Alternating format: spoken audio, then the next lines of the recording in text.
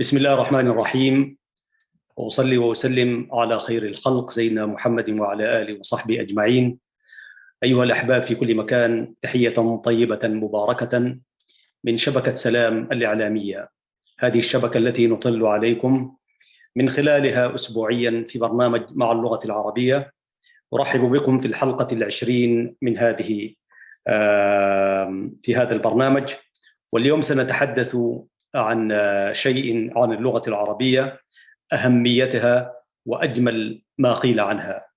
لكن قبل هذا وذاك نقول: صل يا ربي على المدثر، وتجاوز عن ذنوبي واغفري، وأعني يا إلهي بمثاب أكبر، فزماني ولع بالمنكر.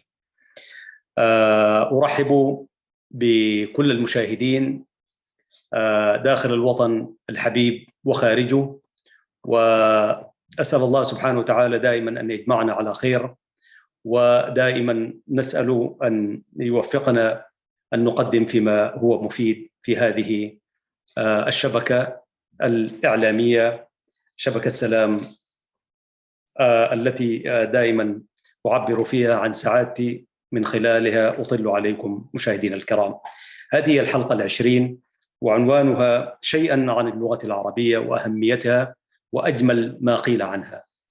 ولا شك أن هذه اللغة الشريفة، لغة القرآن، لغة أهل الجنة في الجنة، ولغة الإسلام، يعني انتشرت بعد الفتوحات الإسلامية، وكان لها دورا بارزا في انتشار اللغة العربية، خاصة في بلاد الشام ومصر والعراق وشمال إفريقيا والأندلس، بالإضافة إلى الهجرة والأنشطة التجارية، وكذلك انتشار الدعوة إلى دين الله في أنحاء العالم. وفي ذلك قال البوريني: والانتشار الدين تأثير في احتكاك اللغات لا يستهان به، فلغات الشعوب المسلمة في جنوب شرق آسيا تحتوي على كلمات عربية تسربت إليها لحاجة أولئك المسلمين الدينية لها، ولم يكن انتشار الإسلام في تلك المنطقة بسبب الحروب كما يزعم الكثيرون. لقد ساهمت مختلف المناسبات والشعائر الدينية في ترسيخ وانتشار اللغة العربية أيضا، منها موسم الحج الذي يجتمع فيه المسلمون من أنحاء الأرض قاطبة يلبون نداء الرحمن بلغة واحدة. حقيقة أكثر من مليون يعني عندما يطوف ويقوم بمناسك الحج تسود هذه اللغة العربية، وهم قد جاءوا من مختلف المناطق وبمختلف اللغات، لكن تبرز هذه اللغة الشامخة، لغة القرآن، بارزة في كثير من المناسبات وخاصة في الحج. واللغة العربية الفصحى عزيزي المشاهد ساهم في انتشارها القرآن الكريم، وأعظم تشريف للغتنا العظيمة أن نزل بها القرآن الكريم بلسان عربي مبين في قبيلة قريش، أفصح العرب لسانا وأصفاهم لغة، ليبين لهم مدى بيان وإعجاز كلام الله الذي اختار رسولا كريما منهم. قال الله سبحانه وتعالى في كتابه العزيز: نزل به الروح الأمين على قلبك لتكون من المنذرين بلسان عربي مبين، سورة الشعراء. قرآنا عربيا غير ذي عوج لعلهم يتقون، من سورة الزمر. وكتابا فصلت آياته قرآنا عربيا لقوم يعلمون، من سورة فصلت. فإذا كان الأدب العربي عزيزي المشاهد صورة للحياة، فاللغة العربية هي منبع الحياة، لأنها لغة الكتاب الذي يهدي النفوس التائهة ويشفي القلوب المريضة. فكان شرفا لنا أن أنعم الله علينا بهذا اللسان والذي يغبطنا عليه الأجانب. ولكن مع الأسف الشديد بني العروبة تنكبوا هذا الطريق في غالبيتهم، وهذه اللغة تدرس في بلاد الأعاجم، يعني ويعتزون بها في أرقى الجامعات وأكبر الجامعات غير العربية. تجد هذه اللغة لها أقسام. يمكن إن شاء الله يوم من الأيام نجي نتحدث عن البلاد التي فيها أقسام للغة العربية. قد يتساءل، يبدر السؤال إلى المشاهد: لماذا سميت اللغة العربية بهذا الاسم؟ المراجع التي وقفنا عندها تقول: اكتسبت اللغة العربية اسمها من الإعراب أو العروبة أو العروبية، أي الفصاحة والوضوح والبيان. ومن أجل ذلك سمى العرب أنفسهم عربا، وسموا سائر الأمم عجما، أي لا يفهم عنهم ما يقولون.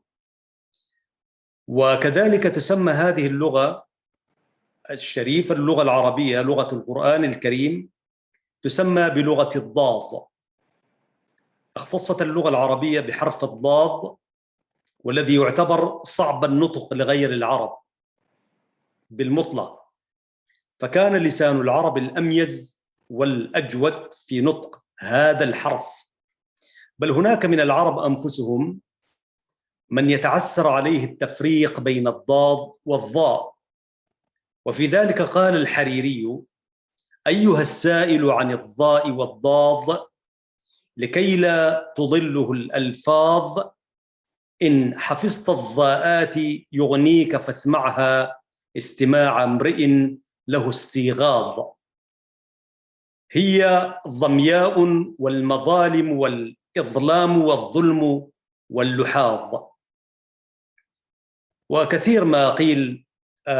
وهناك شعوب طبعا هي شعوب عربية أو أصول عربية، ولكن لها مشكلة في نطق هذا الحرف، وأيضا الصاد والسين والثاء والذال والدال في كثير من بلاد العالم الإسلامي. الآن دعونا نتحدث عن خصائص اللغة العربية. طبعا أي لغة لها خصائصها، واللغة العربية لها خصائص كذلك. تتميز اللغة العربية بثراء رصيدها من الكلمات والمفردات والصيغ، وهي لغة متميزة من الناحية الصوتية، فقد اشتملت على جميع الأصوات التي اشتملت عليها اللغات السامية الأخرى. طبعا كنا نوهنا وأشرنا على أن اللغة العربية هي واحدة من اللغات السامية. السامية طبعا بتشمل العربية والتجرينية والتجريت والأمهرية والعبرية. كما تتميز هذه اللغة القرآنية بمجموعة من الخصائص، فهي لغة مرنة، حيث تستوعب جميع الألفاظ المشتقة والمترادفة، وتضع لها مقالا لها. طبعا ما يميز اللغة فعلا أنها لغة مشتقة، فيها اشتقاق. يمكن أكثر لغات العالم فيها اشتقاق من الكلمة الواحدة، بتطلع أحيانا مش عشرات، أكثر من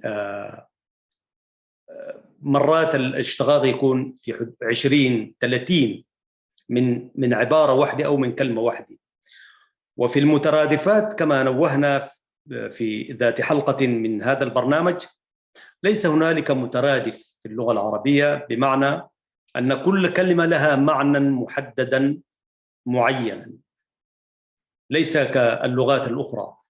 ليس في اللغة العربية ما يمكن أن نطلق عليه مترادف، يعني نفس المعنى، لا، كل كلمة لها معنى محددا لا يلتقي مع معنى آخر أو مع كلمة أخرى، بمعنى كل كلمة لها معنى معين. فمثلا كلمة علم يمكن أن يكون مصدرا وفعلا ماضيا.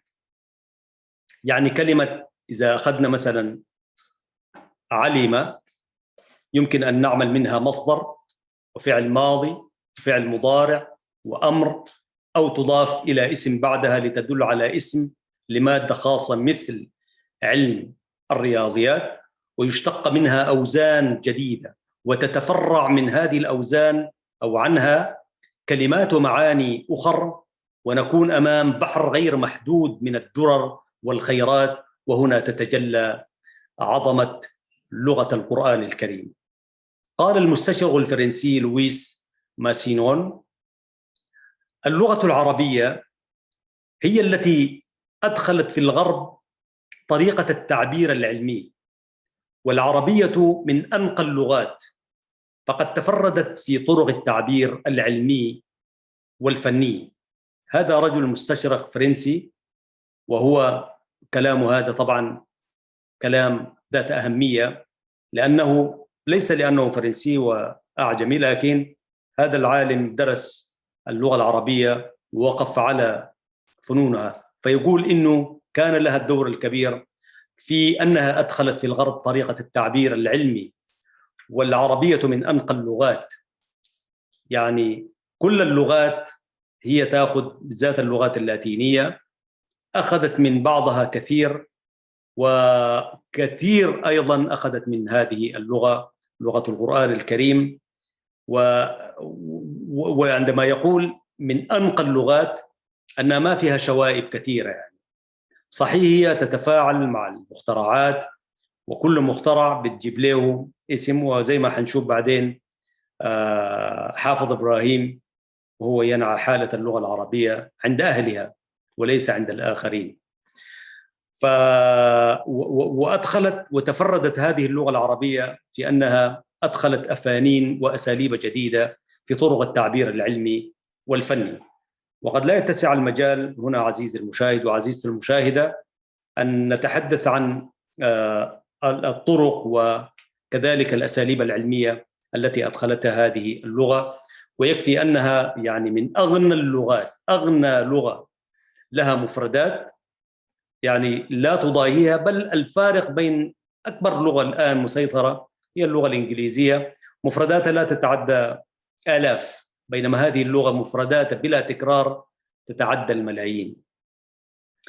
وفيما يتعلق بأهمية اللغة العربية هذه ومكانتها، كانت اللغة العربية وستبقى اللغة الوحيدة القادرة على الإحاطة بكل الجوانب العلمية، الدينية، الفكرية، الاقتصادية وغير ذلك.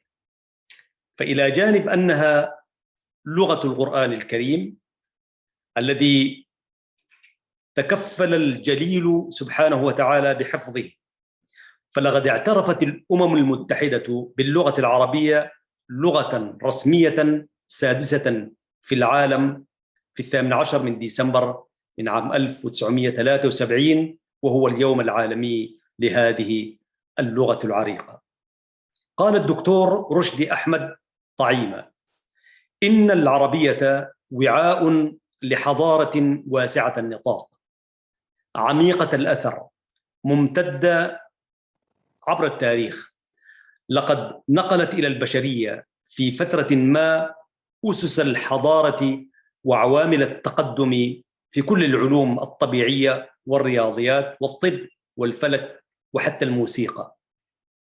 وفي ذلك يقول المستشرق الفرنسي رينان: من أغرب المدهشات أن تبنت تلك اللغة القومية وتصل إلى درجة الكمال وسط الصحارى عند أمة من الرحل، تلك اللغة التي فاقت أخواتها بكثرة مفرداتها ودقة معانيها وحسب نظام مبانيها، ولم يعرف لها في كل أطوار حياتها طفولة ولا شيخوخة، ولا نكاد نعلم من شأنها إلا فتوحاتها وانتصاراتها التي لا تبارى، ولا نعرف شبيها بهذه اللغة التي ظهرت للباحثين كاملة في غير تدرج وبقيت حافظة لكيانها من كل شائبة.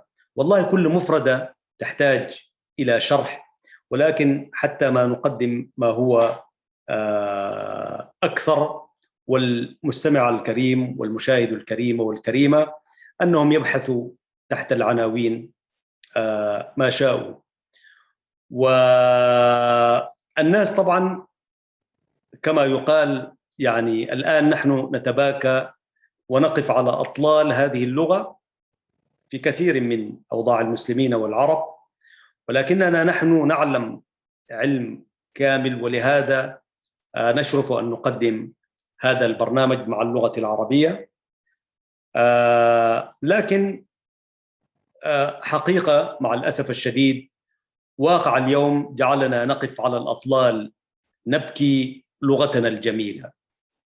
فعقلية الجيل السائدة تقوم وتقول بوجوب اعتماد اللغات الأجنبية على سبيل المثال كاللغة الإنجليزية، فهي لغة العلم والتكنولوجيا والأبحاث، وهي بالفعل كذلك لا غضاض في ذلك، في حين يعتبرون مع الأسف الشديد اللغة العربية شيئا عتيقا يصلح لقواعد النحو والصرف وأبيات الشعر فقط.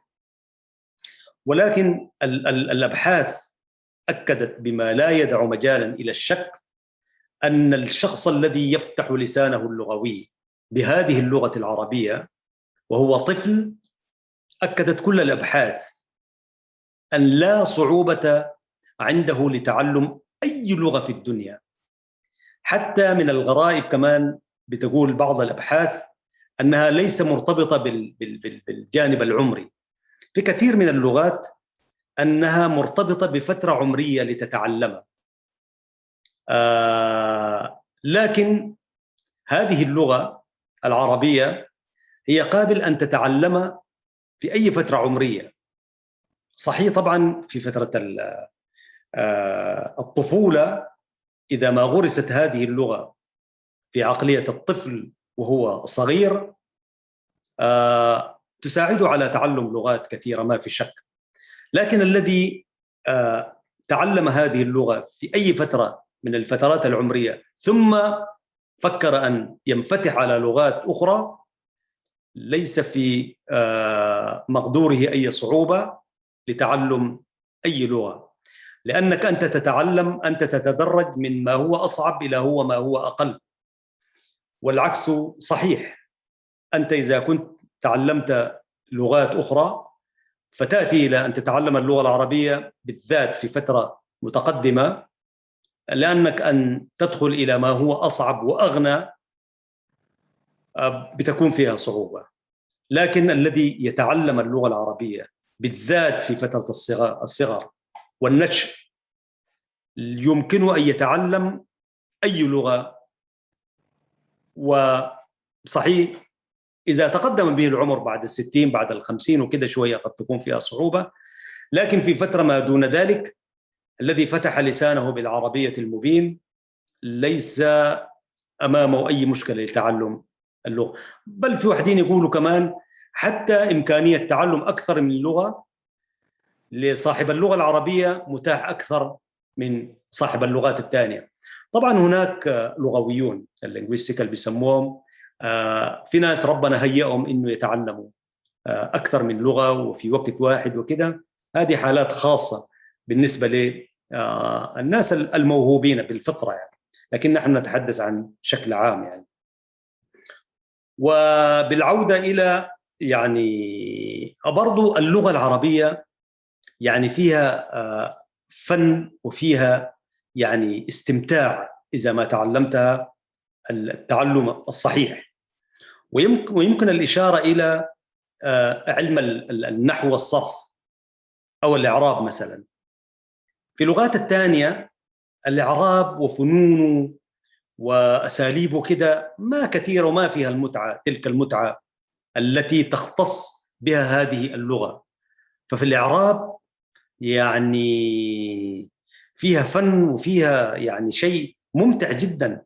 صحيح الناس ما بيميلوا له كثير، لكن للذين يعني أنت إذا دار تفهم جمال هذه اللغة تعلم فن الإعراب.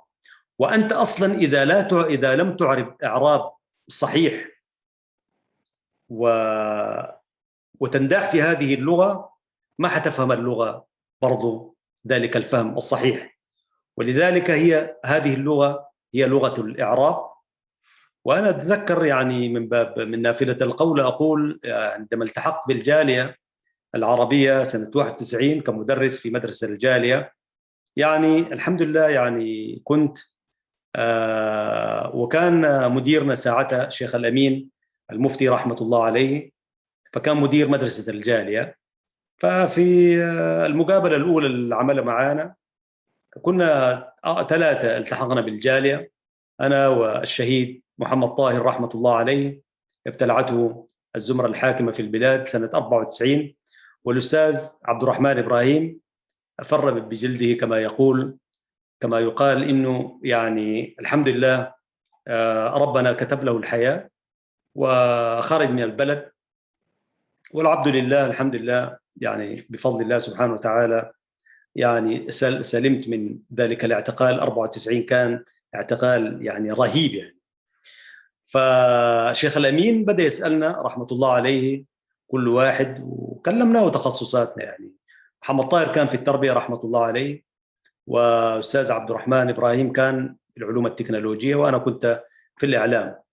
فبدأ يسألنا فقال فأنا مع الإعلام قلت له والله أنا عندي علاقة بهذه اللغة ويمكن أن ندرس اللغة العربية. فطوالي ركز و... وأعطاني الجدول بتاعت 4 فصول: الإعدادي، ثاني وثالثة، الصف الثاني والثالث. وكانت أستاذ اللغة ساعتها الشيخ أحمد درس رحمة الله عليه. فاستلمت منه الجدول، وأحمد درس كان شوية تقدم في العمر، فمما ركزت عليه، والحمد لله يعني نحن كمعهديين يمكن نهتم بفن الإعراب وكده بتاع، لأنه هكذا نشأنا يعني. الحاجات الأولية دي حفظناها ونحن في سنة أولى ونحن أطفال صغار يعني.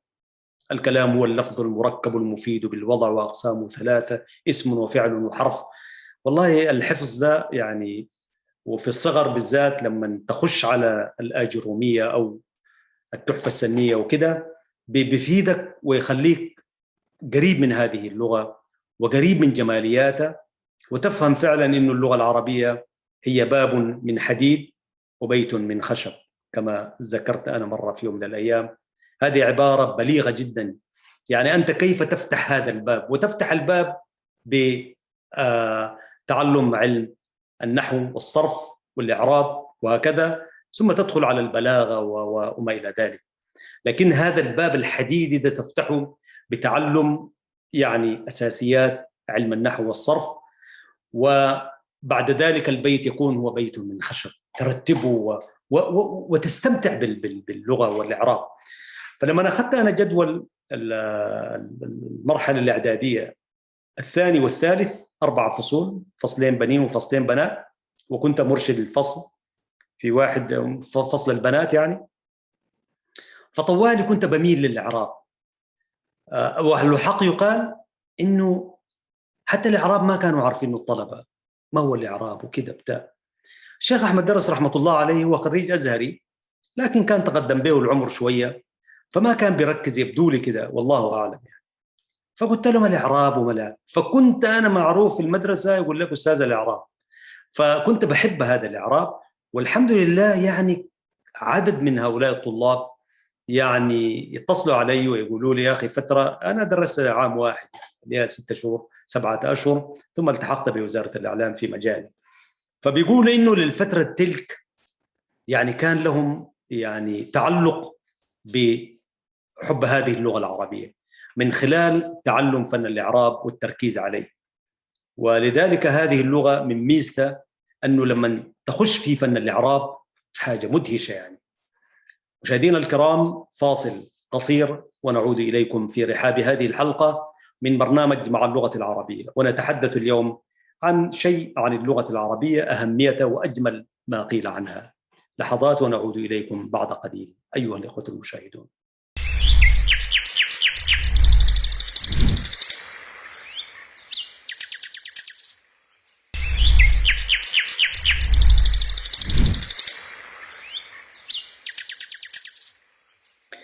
وعدنا إليكم سادتي وسيداتي، والعود أحمد.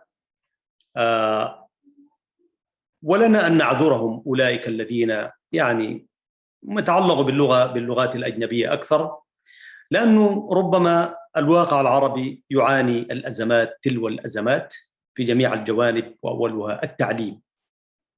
لتراجع مستوى التعليم في البلاد العربية تراجعت مكانة اللغة العربية. ودائما أنا أشير إلى حديث البروفيسور عبد الله الطيب رحمة الله عليه، ذلك العالم اللغوي الشاعر المفكر، يعني بيقول إنه إذا أردنا أن نعيد مكانة التعليم في منظومتنا العربية والإسلامية، علينا أن نعيد المناهج القديمة والمناهج التي تركز على الحفظ، بالذات في المرحلة الابتدائية وما قبل الأساس، تحفيظ الناس ودفعهم إلى أن يحفظوا من القرآن الكريم ومن المخطوطات العربية. ويعني الحفظ ده بالمناسبة يعني مهم جدا، واحدة من الأساليب التي يعني تراجعت من خلالها اللغة العربية ومكانة التعليم أن دخلوا مفهوم أفهم، الفهم وليس الحفظ. يعني وهذه بالمناسبة من أخطر الأشياء التي أثرت، والناس بدوا، والهدف هو كله كان إيش؟ الناس عشان يصرفوهم حتى لا يحفظوا القرآن الكريم، يعني لأنه سر هذه اللغة في هذا القرآن الكريم الذي لا يأتيه الباطل من بين يديه ولا من خلفه، تنزيل من حكيم حميد. ولذلك كان الهدف، والناس طبعا انساقوا وراءها وخلاص قالوا أفهموا يا جماعة وما هنا إلى أن تراجع. ولذلك العودة إلى الأصول شيء مهم. ويقول كثير من الباحثين بيقولون أنهم ليسوا ضد تعلم اللغات الأجنبية، لذلك سيزيدنا انفتاحا على باقي الأمم والحضارات، لكن على الأقل علينا أن نعرف عظمة لغتنا والعلماء العباقرة الذين أنجبتهم، ومنهم اقتبس علماء الغرب هذه المعارف والعلوم التي تكتب باللغات الأجنبية. أما الطامة الكبرى عزيزي المشاهد وعزيزتي المشاهدة والمفجعة، فهي تلك التيارات التي تخرج لنا كل مرة تدعو بتعميم اللهجات الدارجة وترسيخها في المقررات الدراسية والبرامج التوعوية. طبعا دي كانت برضو واحدة من الأساليب اللي يعني ولعبوا فيها مفكرين وعلماء وروجوا لها، يعني نشر الدارجة، عدم التمسك بالفصحى وما إلى ذلك، وكله إبعاد الناس عن القرآن الكريم. لكن هذه اللغة، وزي ما قال الله سبحانه وتعالى في كتابه العزيز: إنا نحن نزلنا الذكر وإنا له لحافظون. والله هذا القرآن الكريم يعني الواحد وهو مرات يتصفح وكده، فسبحان الله حتى تجده في عقول المختلين عقليا، تلقاه هو مختل عقليا وحالته يعني لا مؤاخذة لا تسر، لكنه تلقاه ممسك بالقرآن الكريم أو يتلو سور وآيات ويقرأها سبحان الله لحكمة. أنا ما شفت واحد ممكن مختل يقرأ رواية ولا يقرأ كتاب علمي لكن هذا القرآن الكريم والله موجود في كثير من، أنا شفت كذا من الفيديوهات، وده يوريك أنه هذه اللغة فيها سر من أسرار الحياة والكون. وكما قلنا أنه تأبى اللغة العربية إلا أن تزهو بشموخها ما دام هناك جنود تحملوا عبء إيصالها، وسيعود بزوغ عصر هذه اللغة إن شاء الله طال الزمن أو قصر. فهي ليست حقبة وانتهى عصرها، بل هي روح تسري في القلوب والعقول. والذين يجيدون أكثر من لغة يعني ويجيدون معها اللغة العربية فيعترفوا أن في هذه اللغة يعني فيها سر وروح، تحس بأنه أنت يعني والله حتى في مجال الشعر. يعني اليوم مثلا يعني أنا ما أكذب، يعني ما بقرأ كثير في الشعر الإنجليزي وما إلى ذلك، لأنه يعني أول ما بفهم يعني لست بهذا المستوى والحق يقال، لكن برضو الواحد يتعامل بها ويتحدث بها ويقرأ بها، ومرات كده نندح في الشعر فيها والله العظيم. يعني أنا أقول يا أخوانا ده شعر كيف يعني بأمانة يعني، والشعراء كبار أنت حتى لما تسمع هو كلام عادي، يعني يمكن لأنه في مخيلتنا نحن في الذاكرة والمسجل العربي كده، فما ننداح مع غير العربية شعرا. لكن حق يقال أنه هذه اللغة فيها موسيقى وفيها جمال وفيها يعني ما فيها. يعني أنا دائما بتذكر يعني قصيدة، أنا ما بتذكرها شاعرة مين هسه، لكن أعتقد هو شاعر سوداني، والله قريناه في المرحلة الابتدائية. أنا ما أعرف، أشك إنه واحد ممكن يكون قرأ في المرحلة الابتدائية شعر إنجليزي كده لشكسبير ولا فولتير ولا حاجة كده من الشعراء اللي بيكتبوا بلغات غير العربية، يعني إنجليزي ولا أمشي لفرنسا كده برضو بتاعت البؤساء ذاك، يعني دكتور هيو ما بعرف. أنا الله أعلم واحد يتذكر من المرحلة الابتدائية إنه يحفظ له مقاطع بالإنجليزي كده بتاع. لكن هذه اللغة إذا قريت شعرها وأنت طفل شوية، لأنك أنت بتلاقي هذا الكلام وأنت مسلم ولك علاقة بهذه اللغة العربية، بتلاقي إنه بتنمي فيك وتذكرك تلك تربط بعضها ببعض زي الزهرات. يعني أنت لما تشوف زهرة كده، شجرة كده، ورود، فالورد هذا يسوقك إلى ورد آخر، وهكذا تتفتح عندك اللغات.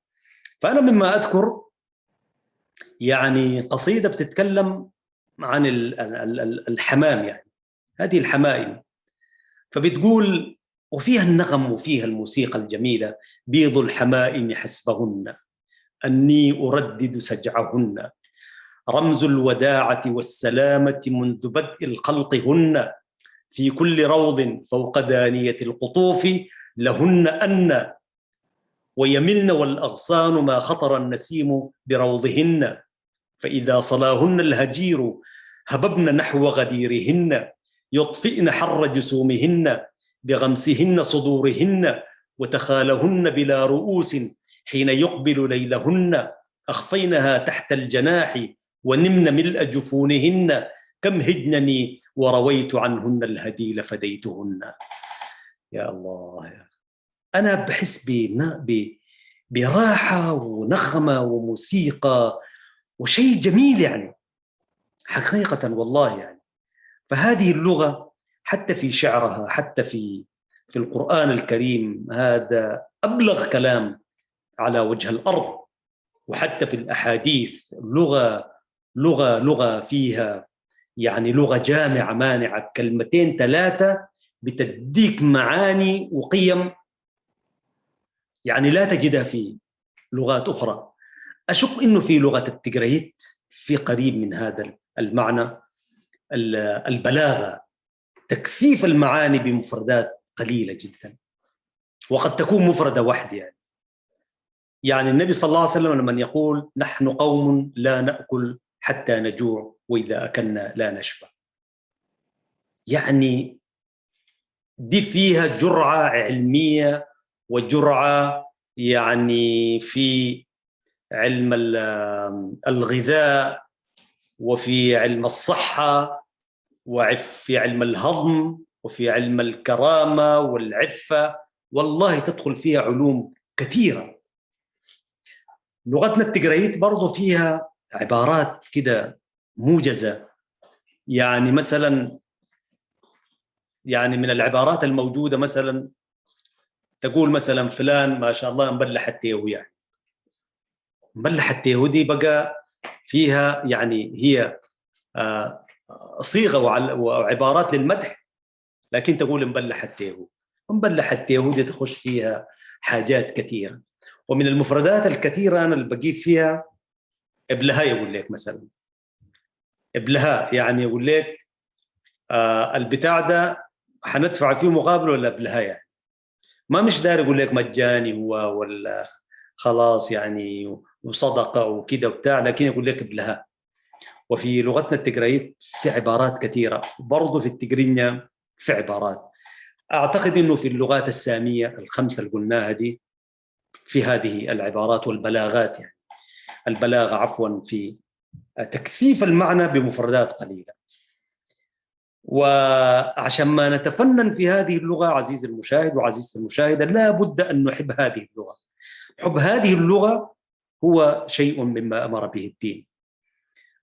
وحب اللغة يغرس فيك حب الدين، ويغرس فيك حب الحديث، ويغرس فيك حب الإسلام والمسلمين، وهكذا.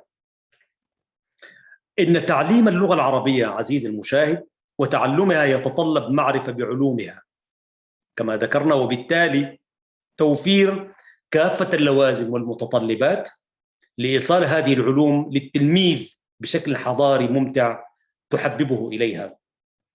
والحق يقال أننا لم نستحدث إلا النذير، يعني النذر اليسير في أساليب تعليم أبنائنا للغة العربية. اللغة العربية تحتاج إلى أساليب ممتعة وأساليب جاذبة لتعليم الناس بها. يعني نحتاج إلى تكنيك جديد في محاولات كثيرة في كثير من دول العالم، لكن ليس بحجم وعظمة هذه اللغة.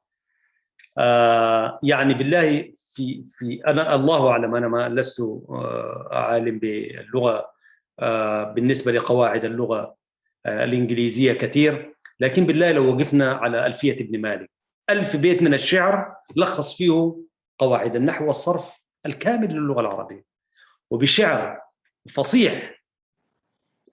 يعني ما أستحضر من الأبيات كثير، لكن كلامنا لفظ مفيد فاستقم، اسم وفعل ثم حرف الكلم. أعتقد هكذا تبدأ ألفية ابن مالك. 1000 بيت من الشعر، يعني أنت لو حفظت هذه ال1000 بيت أنت عالم بعلم النحو والصرف. وكثير من النظم الموجود في تعليم قواعد وأسس الصرف في اللغة العربية. إنها اللغة الأم والبحر الذي يحوي كل شيء، ما فرطنا في الكتاب من شيء.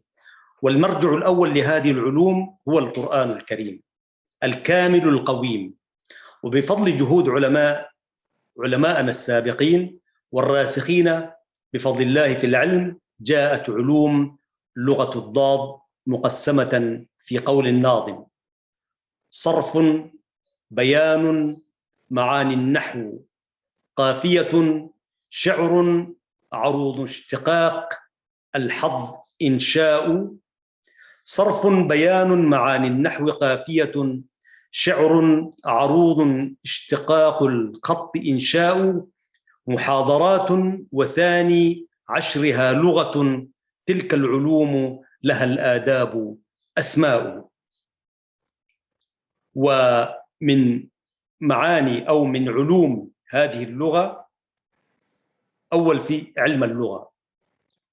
علم اللغة وعلم الصرف وعلم النحو وعلم المعاني وعلم البيان وعلم البديع وعلم العروض وعلم القوافي وعلم قواعد الكتابة وعلم القراءة وعلم الإنشاء وعلم المحاضرات. شوف غنى هذه اللغة. فبإيجاز ما كتبه العلماء سنستعرضه لكم في نهاية هذه الحلقة. علم اللغة عزيزي المشاهد والمشاهدة الكريمة هو العلم الذي يختص بدراسة أسلوب اللغة عينها، والإحاطة بجوانب مفرداتها وطرق بنائها وتكوين الكلمة وشكلها، فيسهل فهمها سواء للناطقين بها أو الأجانب الذين يودون تعلمها. أما علم الصرف فهو التصريف، وهو العلم الذي يعنى بأحوال أبنية الكلمة وما يطرأ عليها من تغييرات في حروفها وحركاتها، وليس له علاقة ببناء الكلمة وإعرابها نتيجة للعوامل الداخلة عليها لفظاً أو تقديراً. وعلم النحو بعكس علم الصرف، وهو يعني بحال الكلمة بناء وإعرابا، ده علم النحو. أما علم المعاني فهو العلم الذي يهتم بدراسة اللفظ ومناسبته للمعنى، وهو فرع من فروع علم البلاغة. أما علم البيان فرع من فروع علم البلاغة، وهو العلم الذي يكشف معاني الكلمة بأكثر من وجه وطريقة، وينقسم إلى مجاز وكناية وتشبيه واستعارة مكنية أو تصريحية. أنا بعدين هأختم حديثي عن ذكرياتنا في الاستعارة، ونأتي إلى علم البديع. علم البديع فرع من فروع علم البلاغة، وهو العلم الذي يعنى بجمالية الكلمة وتحسينها معنى ولفظا. أما علم العروض وهو العلم الذي يختص بدراسة أوزان الشعر وتقسيمها. وهناك علم القوافي متصل بعلم العروض، لكنه يختص بدراسة أحوال أواخر الأبيات الشعرية وتدعى قافية. وفيما يخص علم قواعد الكتابة أو الخط، وهو العلم الذي يختص بأسس الكتابة من عناية بالحرف وطريقة رسمها وتنظيمها، ومنه الإملاء. وتحدثنا في واحدة من الحلقات عن فن الخط أو أنواع الخط العربي. وهناك علم القراءة. علم القراءة هو العلم الذي يعنى بدراسة القرآن من ناحية تلاوته وضبط آياته نطقا وشكلا. وما يتعلق بعلم الإنشاء هو من فنون الأدب العربي، ويعنى بفن النثر كالرسائل والخطب.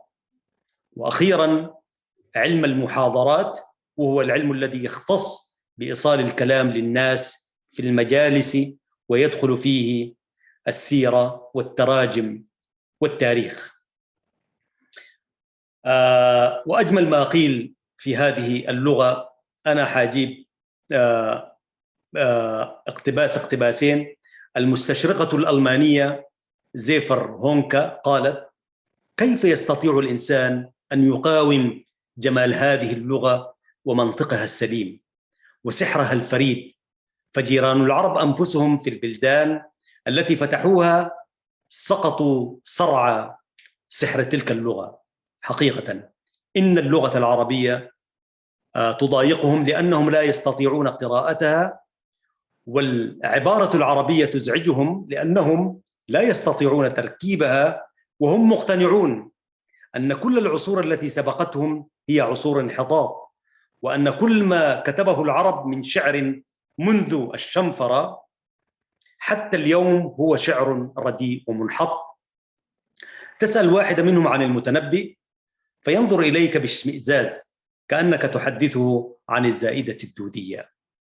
وحين تسأله عن الأغاني والعقد الفريد والبيان والتبيين ونهج البلاغة، يرد عليك بأنه لا يشتري اسطوانات عربية ولا يحضر أفلام عربية، إنهم يريدون أن يفتحوا العالم وهم عاجزون عن فتح كتاب. هذا قول صريح فعلا، ما في شك. اللغة العربية عزيزي المشاهد لا تضيق بالتكرار، بخلاف لغات أخرى يتحول فيها التكرار بتلقائية محتومة إلى سقف مضحك. لكن اللغة العربية في تكرارها حتى في المفردات، حتى يعني ليس مترادفات، ولكن في كل عبارة تلاقي الشيء المستطاب. أنا أتوقف هنا عزيزي المشاهد وعزيزتي المشاهدة، كنت داير أقرأ لكم من أجمل ما قيل، لكن ممكن نجي في يوم من الأيام. وأنا أقول في علم الاستعارة في واحدة من علوم اللغة، وكان ذلك في علم البيان، عفوا، الاستعارة المكنية والتصريحية. نحن في الصف الثالث الثانوي، وأذكر هنا الأستاذ ربيع سوري عفوا الأستاذ حمد النيل، ربنا يديه الصحة والعافية، هو في كسلة أستاذ اللغة العربية، فكان بيشرح لنا في الاستعارة المكنية والتصريحية. وممكن نجي في يوم من الأيام نتحدث عن يعني ماهية الاستعارة المكنية والتصريحية. فكان في واحد زميلنا كده سارح في الفصل يعني، فكان في عبارة كده، والأستاذ بيسأل ما نوع الاستعارة، هل الاستعارة مكنية ولا تصريحية؟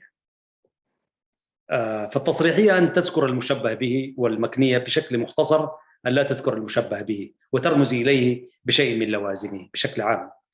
فأخونا كان سارح يعني، فقال له تفضل، قال له إيش النوع الاستعارة الموجود في هذا؟ فهو كان سارح كده ولازم يجاوب، فقال له استعارة بالمكنية.